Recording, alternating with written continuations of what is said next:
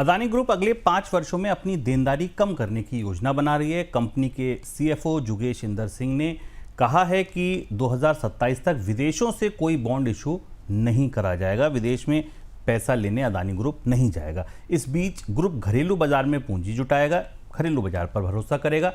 Number 1 ये आया जो बड़ा इंपॉर्टेंट है कि ग्रुप का net debt to EBITDA ratio जो था वो 2.63 पर आ गया, जो 2022 में 3.81 हुआ करता था। ग्रुप ने निवेशकों के दबाव और कॉन्फिडेंस में सुधार के लिए ये कदम उठाया है। हालांकि भारी पूंजी खर्च में संतुलन बनाए रखना ग्रुप के लिए अभी चुनौती होगी। सर, क्या लगता है आपको, क्या तैयारी है अदानी ग्रुप की?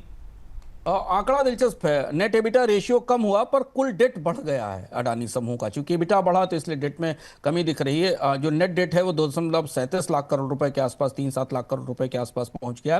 पर पिछले 2 साल के जो तजुर्बे रहे हैं अडानी समूह के लिए गौतम अडानी ने अपने कर्मचारियों के लिए भी संदेश दिया, और जो अलग अलग प्रतिक्रियाएं आ रही हैं वो बता रही हैं कि पिछले 2 साल के जो तजुर्बे हिंडनबर्ग और उसके बाद डेट को लेकर रहे हैं, उसने काफी कुछ चीजें कंपनी के अंदर बदली हैं। एक तो अंतर्राष्ट्रीय स्तर पर पारदर्शिता के बड़े दबाव हैं, विदेशी बाजारों में तमाम तरीके की चुनौतियां हैं। इसलिए यह सैद्धांतिक रूप से एक बड़ा फैसला है कि अडानी समूह बाहर के बाजारों से कर्ज नहीं चुकाएगा। रुपी डेट अभी भी भारतीय बाजार में हाल फिलहाल में ही इशू हुआ था, जिससे तत्काल समर्थन मिला था।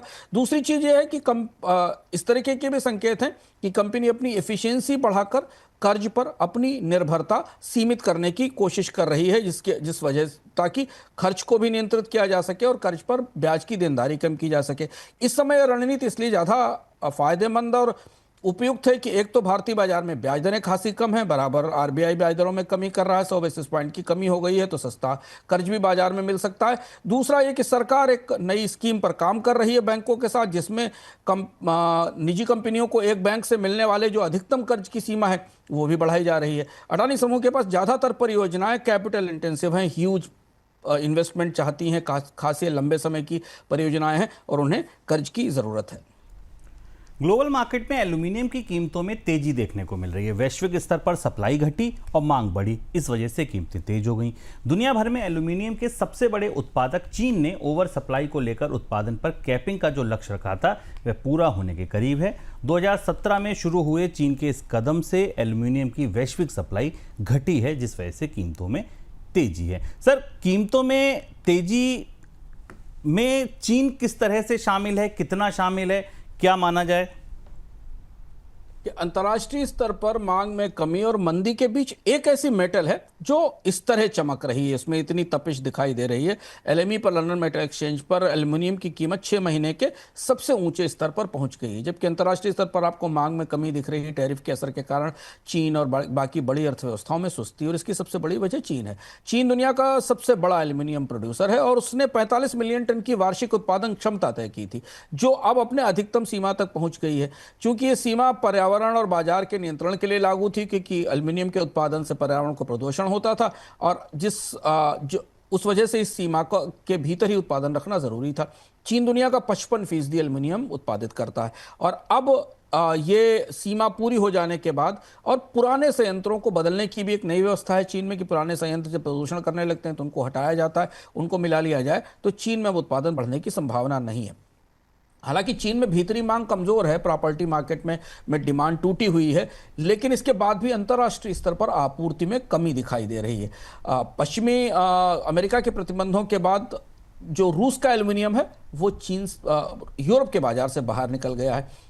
चीन ने इसका 30% के आसपास इंपोर्ट किया था, तो यूरोप के बाजारों में भी चीन में भी अब स्टॉक्स कम दिखाई दे रहे हैं, एल्युमिनियम की आपूर्ति भी सीमित दिखाई दे रही है। इसी वजह से हमें अमेरिका एलएमई पर, लंदन मेटल एक्सचेंज पर एल्युमिनियम की कीमत में तेजी दिखाई दी। इसके अलावा अमेरिका यूरोप के टैरिफ हैं, कार्बन बॉर्डर मैकेनिज्म के टैक्सेस हैं, बहुत सारी ऐसी चीजें हैं जो एक साथ मिलकर पूरी दुनिया में एल्युमिनियम की सप्लाई चेन को में उथल पुथल पैदा कर रही है, जिस वजह से एल्युमिनियम में बड़ी महंगाई या महंगाई का बड़ा रुख बनता दिख रहा है। अगर स्टॉक बढ़ता है तभी कीमतों में तेजी कम होगी, लेकिन चीन फिलहाल अपना उत्पादन बढ़ाने की स्थिति में नहीं है, इसलिए बाजार ये मान रहा है कि एल्युमिनियम में आ रही है महंगाई थोड़ी लंबी और टिकाऊ हो सकती है।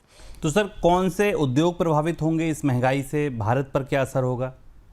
एल्युमिनियम बहुत महत्वपूर्ण मेटल है। जैसे ऑटोमोबाइल को देख लीजिए, एल्युमिनियम की कीमत में करीब करीब अगर $200 पर टन की वृद्धि होती है तो सामान्य वाहनों की लागत 150 से $250 तक बढ़ जाती है। इलेक्ट्रिक व्हीकल्स की कीमत भी 450 से $700 तक बढ़ जाती है।